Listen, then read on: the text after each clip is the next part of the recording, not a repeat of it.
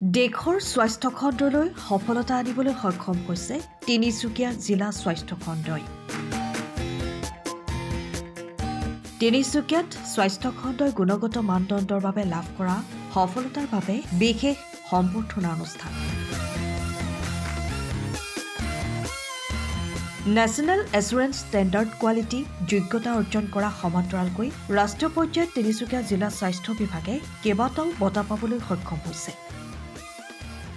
তিনিচুকীয়া স্বাস্থ্য খণ্ডই লাভ কৰা এই সফলতাৰ বাবে এতিয়া উৎফুল্লিত হৈ পৰিছে তিনিচুকীয়া জিলাৰ বিভিন্ন দল সংগঠনৰ লগতে সচেতন ব্যক্তিসকল। জিলাখনৰ 16খনকৈ স্বাস্থ্য কেন্দ্ৰই লাভ কৰিছে এই বিশেষ স্বীকৃতি। এই সফলতাত নেপথ্যত জড়িত থকা স্বাস্থ্য বিষয়াসকলক আজি তিনিচুকীয়াৰ স্থানীয় স্বেচ্ছাসেৱী সংগঠন যুৱবৃন্দৰ লগতে বিভিন্ন দল সংগঠনে সম্বৰ্ধনা জ্ঞাপন কৰে। এই সম্বৰ্ধনা জ্ঞাপন অনুষ্ঠানটিত সভাপতি হিচাপে সভাখনি পৰিচালনা কৰে তিনিচুকীয়াৰ বিশিষ্ট কবি সাহিত্যিক ডক্টৰ অজিত দত্তই। লগতে সভাখনিৰ আঁত ধৰে যুৱ সাংবাদিক সাংস্কৃতিক কৰ্মী ৰণদীপ দুৱৰাই। সভাখনত বিভিন্ন দল সংগঠনৰ বিষয়ববীয়াৰ লগতে মুখ্য অতিথি হিচাপে উপস্থিত থাকে জিলা অতিৰিক্ত আয়ুক্ত চিন্ময় পাঠক। অনুষ্ঠানৰ মাজতে জিলা যুটীয়া স্বাস্থ্য সঞ্চালকালয়ৰ লগতে অন্যান্য স্বাস্থ্য বিষয়াসকলৰ সৈতে জিলাখনৰ স্বাস্থ্য খণ্ডৰ বিভিন্ন অভাৱ অভিযোগসমূহৰ ওপৰতো মত বিনিময় অনুষ্ঠান অনুষ্ঠিত কৰা হয়। এইটো গোটেইখিনি এটা টিম ৱৰ্ক আৰু টিম ৱৰ্কৰ কাৰণে আমাৰ যিমানখিনি মানুহ আছে চবেই ইনভলভ হৈ যায়। প্ৰথমতে আমি চিনাক্ত কৰোঁ যে কোনটো স্বাস্থ্য সেৱাক আমি এইটো অংশ হিচাপে ল'ম। তাৰপিছত আমাৰ প্ৰস্তুতি আৰম্ভ হয়। এইটো এটা দীঘলীয়া প্ৰক্ৰিয়া। প্ৰত্যেকটো ক্ষেত্ৰত আমি চাই গৈ থাকোঁ আৰু যিমানটা পইণ্ট আছে সেই গোটেইকেইটা পইণ্ট আমি আগত ৰাখি পেলাই তাত কাম কৰিবলৈ লওঁ। তাত দিনৰ পিছত দিন আমি এইটো কাৰণে খাটিব লগা হয় আৰু আমাৰ গোটেই টিমটো আমাৰ DPM হওক কৰবীয়ে হওক বা যোনেই হওক প্ৰত্যেকেই সেইটোত অংশগ্ৰহণ কৰে। কৰি এটা সময়ত আমি গৈ পেলাই সেই মানৱগত যিটো আমাৰ হয় পৰীক্ষা হয় সেই পৰীক্ষাত উপনীত হয়। সেই উপনীত হোৱাৰ পিছত যিখিনি আমাৰ এক্সটাৰ্নেল ইভালুৱেটৰ আহে তেওঁলোকে বাহিৰৰ পৰা আহে আৰু তেওঁলোক আমাক খুব ভালকৈ খুব ভাল মানদণ্ডৰে পৰীক্ষা কৰে আৰু তেওঁলোকৰ ওপৰত আমাৰ কোনো ধৰণৰ কৰ্তৃত্ব নাথাকে।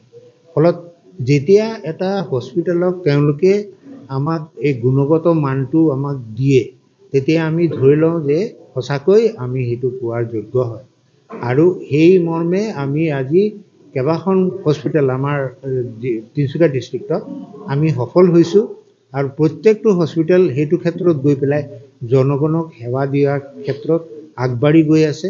আমি আগলৈ গৈ পেলাই আৰু কৰিম আৰু আমি তিনিচুকীয়া জিলাৰ প্ৰায়ভাগ হস্পিটেল আমি এনেকুৱা এটা পৰ্যায়ত লৈ যাব বিচাৰিছোঁ যে যাতে ৰাইজে আমাৰ গভৰ্ণমেণ্ট হস্পিটেলত আহি পেলাই এনেকুৱা বোধ নকৰে যে আমি এটা বেয়া হস্পিটেলত আহিলোঁ, আমি আমাৰ স্বাস্থ্যৰ কাৰণে ইমান এটা সুযোগ পোৱা নাই। সেইটোৱে আমাৰ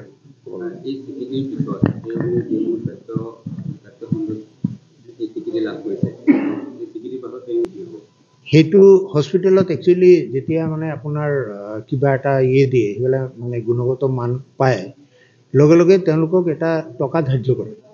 সেই টকাৰে কি হয় হস্পিটেলৰ এটা ভালেখিনি বস্তু যিখিনি নাছিলে আগত সেইখিনি হস্পিটেলে কৰিবলৈ সক্ষম হয়। ফলত এইটো এটা পজিটিভ ছাইড। আৰু এটা হ'ল কি এইখিনি পোৱাৰ পিছত লগে লগে সেইখিনি হস্পিটেলৰ কৰ্মচাৰীবিলাকৰ মনত এটা পজিটিভ ৰেছপঞ্চ আহে আৰু তেওঁলোকে মানুহক সেৱা দিয়াৰ ক্ষেত্ৰতো বহুতখিনি পৰিৱৰ্তন আহে আৰু সেইটো এটা আদৰ্শ হিচাপে স্থাপিত হয়। বাকীখিনি সেইটোক চাই পেলাই তেওঁলোকেও সেইখিনি পাবৰ কাৰণে যত্ন কৰে। আজি তিনিচুকীয়াৰ কাৰণে আমাৰ 24-25 বৰ্ষটো বহুত ভালে গ'ল। আমাৰ ইয়াতে 9খন আয়ুষ্মান আৰোগ্য মন্দিৰে আমাৰ নেশ্যনেল কোৱালিটি এছুৰেঞ্চ যোনটো চাৰ্টিফিকেশ্যন আছে সেইটো পাইছে আৰু আমাৰ ডিগবৈ CHC আমাৰ লক্ষ্য চাৰ্টিফিকেশ্যনটো পাইছে আৰু আমি বহুত সুখী হৈছোঁ।